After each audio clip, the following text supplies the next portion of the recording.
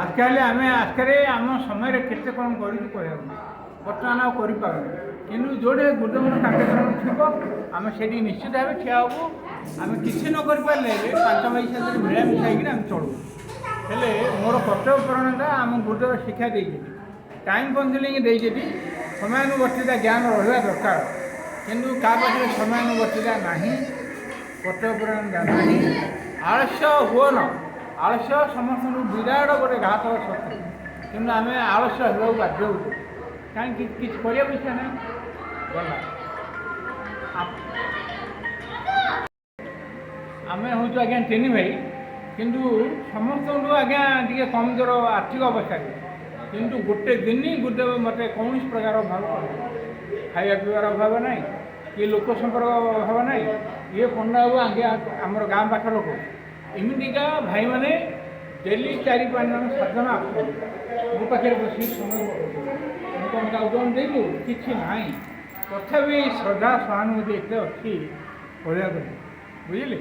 आज मुझे डाकिली पंडा बाबू चलते जावा गोटे काम है अच्छी चल जा मो सागर पड़ा बुझे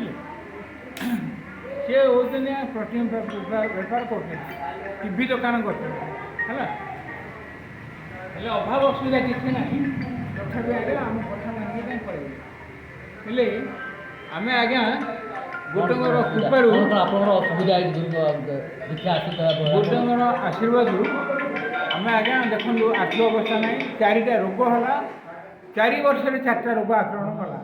गोटे रोग मत नहीं पारानी कि क्षति हेल्ले कलानी बुझे कौन कौन रोग हूँ गोटे प्रथम आज्ञा डायबिटीज बुझे द्वितीय है आज्ञा पारालिसिस तृतीय है आज्ञा गैस्ट्रिक चतुर्थ है मूर्छा जुआड़ जाऊ पड़ो चेष्टा पड़ किंतु किए ना किए जड़े दिए ना आसिक ए कौन है कहले आज्ञा टी पाखे ठिया पड़े आवाज बाजी जाऊँ मूर्छा ना कहीं गोटे गोटे पाखे पूरा अच्छा सेन्स पड़े मुझे वीर भाया ठिया पड़ी कौन से शक्ति आसूँ मुझे सब हूँ गुरुदेव कृपा बुझे एत गुरु महान किए कह मो प्रति गुरुंर कृपा ना गुरु प्रति विश्वास न गुरुंर कहवा कार्य तुम करू न लोकलोचन खाली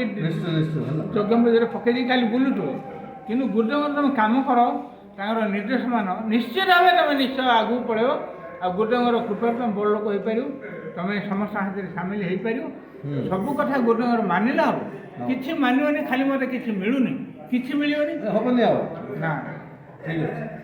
बहुत धन्यवाद गुरुदेव चमत्कार कथा कहते फूल कथा पारालिसिस है डायबिटीज मु आज्ञा भुवनेश्वर मो झील बाई मुझे शोची शोले रात आज्ञा गुरुदेव कौन कले ये फूल नालीर से जो कि फूल गुड़ाक मंडणार रोजी गोलाप फूल आज्ञा 3टा आसिक मो हाथ रहा मु भाविली कौन पकोड़ा मो हाथ में पशिगला